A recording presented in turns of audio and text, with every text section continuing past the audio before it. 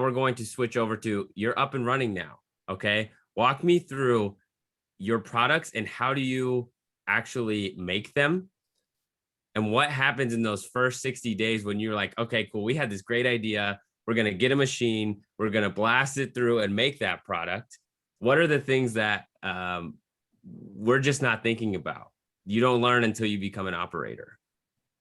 I definitely recommend figuring out which products you're trying to create prior to choosing equipment, because that really will help fundamentally uh, drive your business. So I am aligned with Nichole in that I looked to the future and I was like, CO2 is going to continue to be the safest, the cleanest, the most versatile, the most selective solvent to use in extraction. And so I still believe that, but it's not the high volume, low margin product route, I would say. And so there's multiple solvents you can choose from. And so you have ethanol, you have the hydrocarbons, CO2, solventless, which would be like using heat and pressure to extract. But building a facility out, kind of, even if you have investment, being scrappy is really important because you can spend a lot of money really quickly.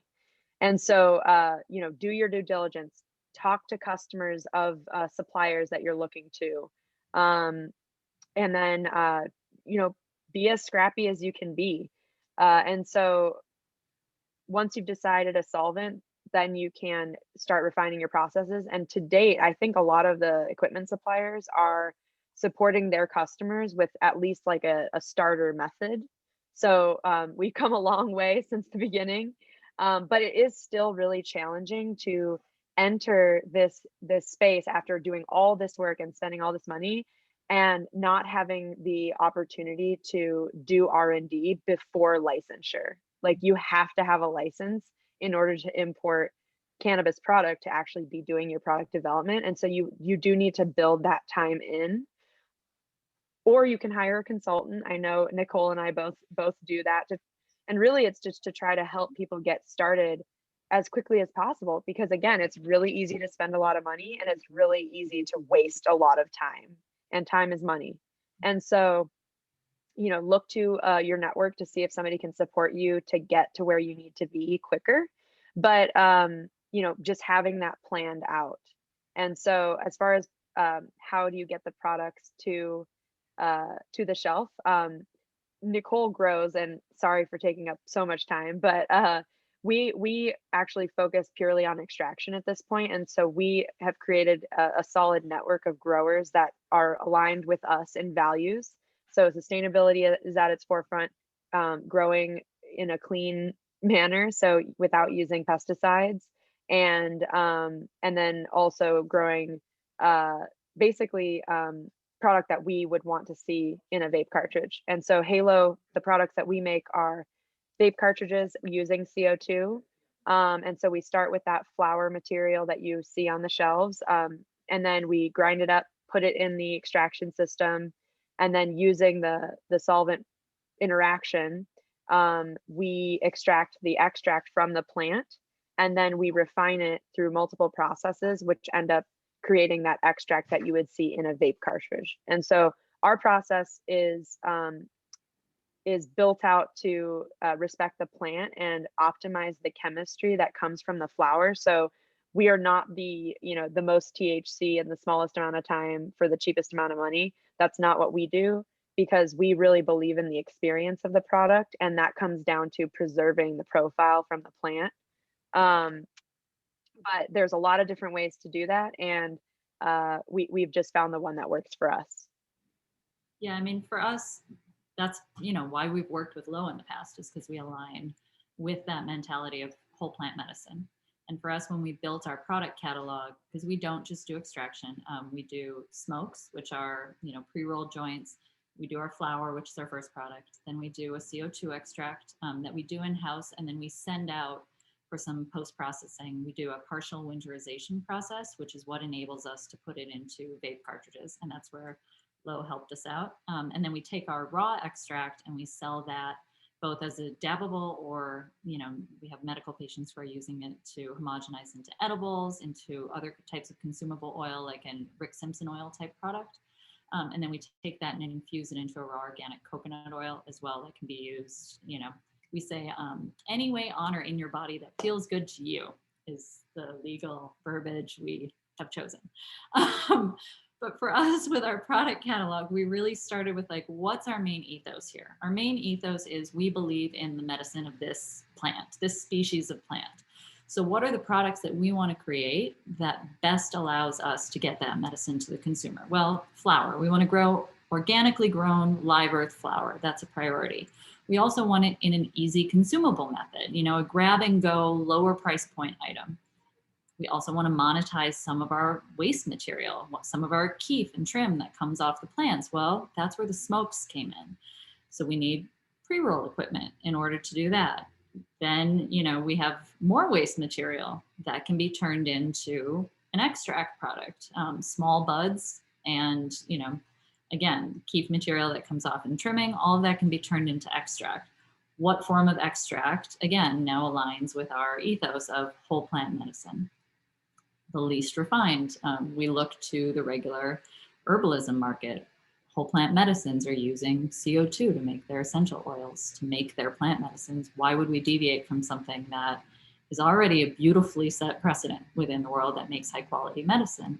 But with all of that, I think the thing to drill home, especially at this point in the market, is do market research. Like, get to California, get to Washington, get to Oregon, get to every state that has solid ground under it, and try products who you like the sound of their brand. Try products that you don't like the sound of their brand and see what they're doing.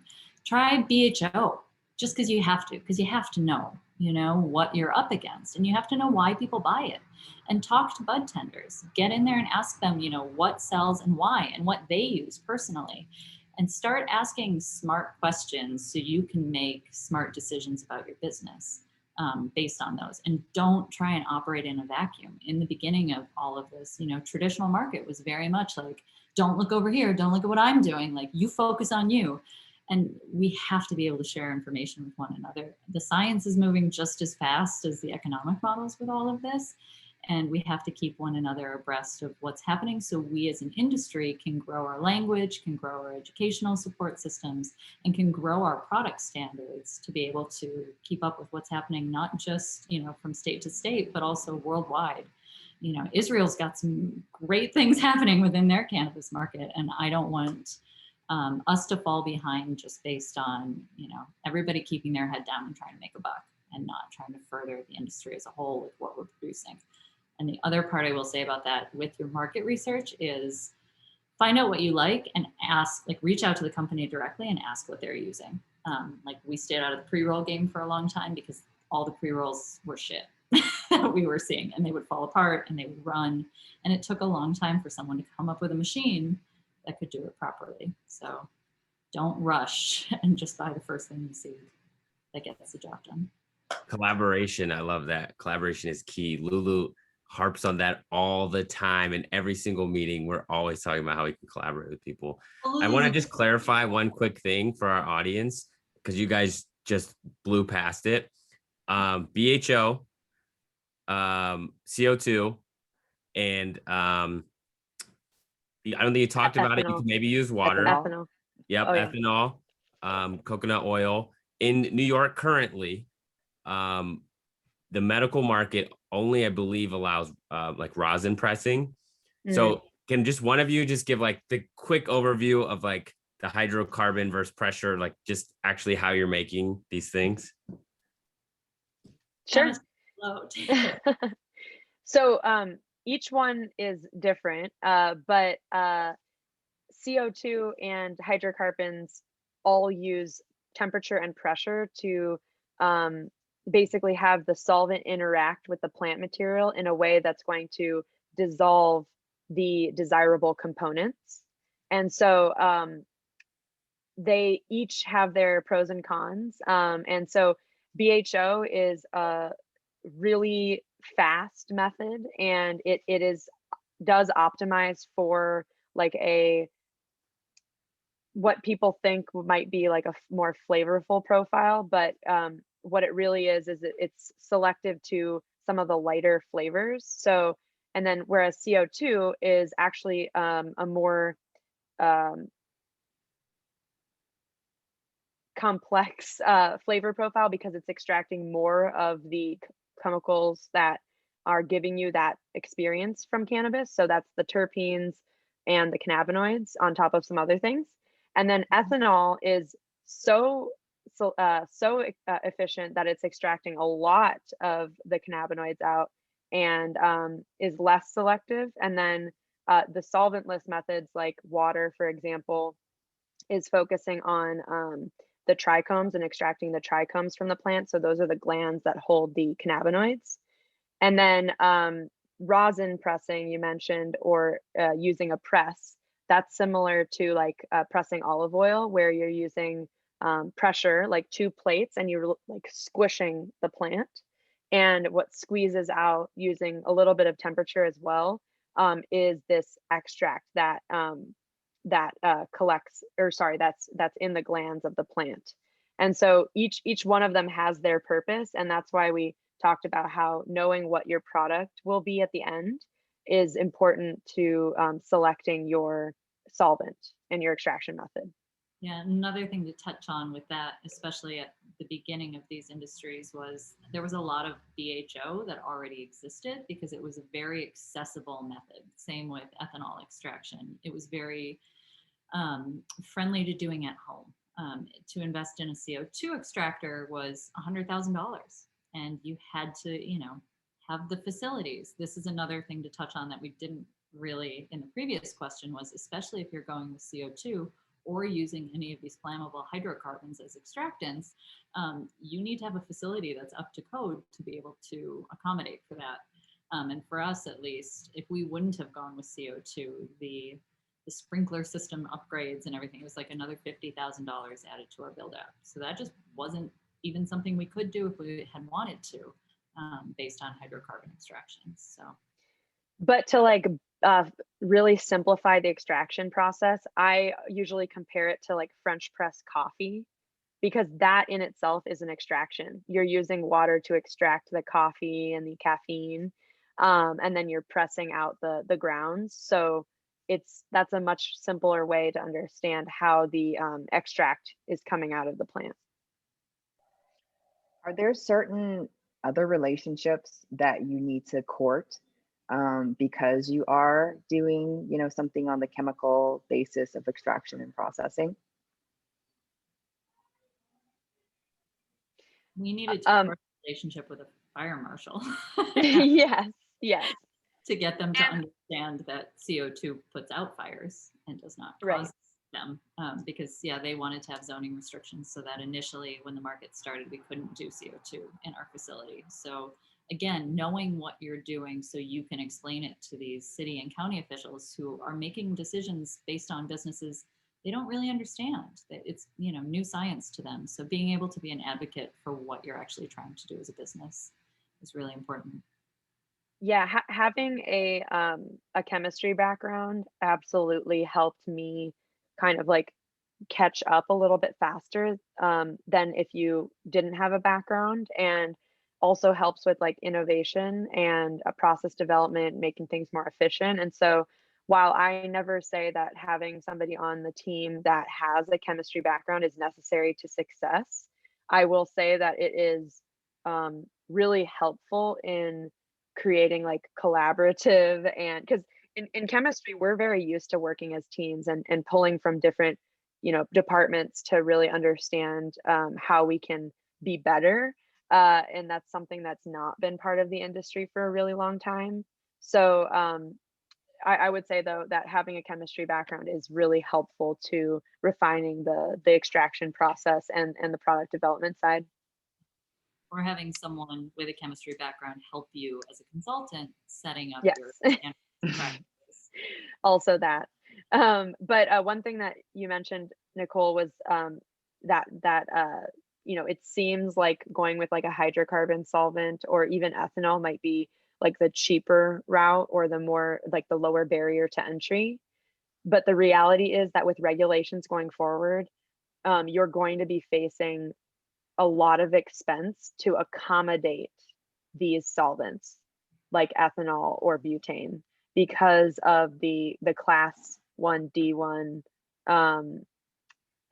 federal code, you know, in fire code. I don't know what it's called, but all the regulations, you know, sparkless, everything you need to do to prevent the accidents that we witnessed from home extraction using these methods. And so just keep that in mind as you do, you know, build your team and your facility. Well, and as you touched on, building sustainable businesses that are environmentally friendly and not relying on hydrocarbon extraction from the earth to, you know, run your business as much as possible. I'm going to make one quick statement before we turn it over to our audience questions. But I think one thing that really sets both of you apart is the investment that you guys do in education. I know Nichole at Raven, you guys have created your own kind of strain dictionary and effects categories. And Lo, you know, when I first met you and came to visit the facility, you were showing me kind of a way that you guys are doing kind of like helping people educate themselves on dosage and effects. And you guys have even created like specific Spotify playlists that go along with your strains. So I just want to, you know, say that's kind of really amazing because right now, you know, to us who've been here, we're kind of in this echo chamber, but to the rest of the world, the rest of the US, it's still very new. So I think, you know, I applaud you guys for putting all of that work to really help educate people because this is still a nascent industry and we're still learning. So thank you so much for that. And, you know, I can't wait to go through all of your playlists, Lo. It's awesome that you even have a matching one. But I'm gonna, yeah, so thanks, ladies. Thank you. Yeah, education is really important. It's definitely not the easiest route in terms of marketing, but it feels right because we have to remember that so many people, most of this country has never experienced cannabis and does not know what it feels like. And so I always reference the fact that many of us have grown up, you know, as kids seeing how alcohol affects our friends and family, or, you know, what it means to take Advil, for example. But so many people have no idea what cannabis feels like. And so we really have to not only break down the stigma that's associated with this plant, but also help people understand what it can feel like and how to use the product in a way to get them to where they want to be. And so education is very, very important to the progression of this industry. And so while, you know, we have to kind of like work with the network and talk to bud tenders and really understand what people are looking for in our community, we also have to think about like, what do we want people to experience with this plant, and starting with that, because we are starting at ground zero for a lot of people.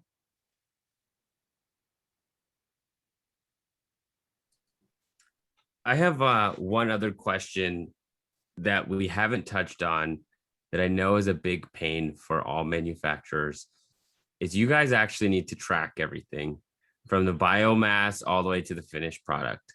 Now, I know this because I spent a lot of time in the software world of cannabis and it was a nightmare. More power to the people that still do it.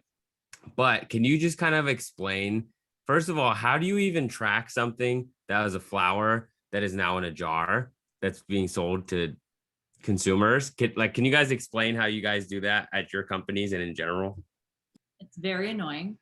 When we first read the regulations, my grower's response was, "I'm not doing that."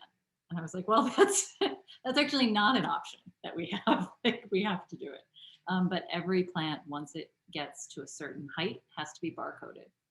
And from there, once they're harvested, you get to amortize a certain amount of weight into one lot. So now it goes from every plant being barcoded to all those barcodes combined into one as it's drying. And your flower material gets one barcode, your trim material gets another barcode. And then as those things are turned into end products, as they're weighed into jars, every jar gets a barcode. As they're turned into extract, every batch within a certain weight allotment gets a barcode. Once that is turned into an edible, all of that batch gets a barcode. So in theory, yes, everything from, you know, your cookie can be traced back to the actual seed that grew the plant that went into that cookie, in theory.